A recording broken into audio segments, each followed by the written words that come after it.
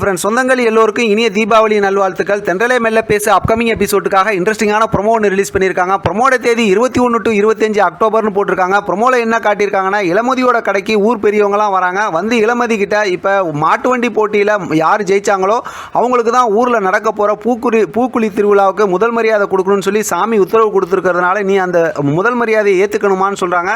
இப்போ ஊர் பெரியவங்களாம் சொன்னதுக்கப்புறம் இளமதி வந்து இப்போ ஊர் பெரியவங்களோட விருப்பம் அதுவாக இருந்தால் நான் ஏற்றுக்கிறேன் அப்படிங்கிற மாதிரி சொல்லிடுறாங்க. அடுத்து பார்த்தோம் அப்படின்னா, பரமணி இளமதிக்கு கொடுக்கறதுக்காக ஒரு புடவை வாங்குறதுக்கு புடவை கடையில் போய் பெரிய அலப்பறை பண்ணுறாரு. இந்த புடவை கொடுத்ததுமே இளமதி வந்து என்னை காதலிக்கணும் அப்படி இப்படிங்கிற மாதிரிலாம் ரொம்ப சந்தோஷமாக ஒரு புடவையும் வாங்கிட்டு வந்துடுறாரு. இங்கே பார்த்தா இளமதி கிட்ட கொடுக்கறதுக்கு அவங்க அப்பா மூலமாக கொடுத்துருப்பாராட்டிருக்கு.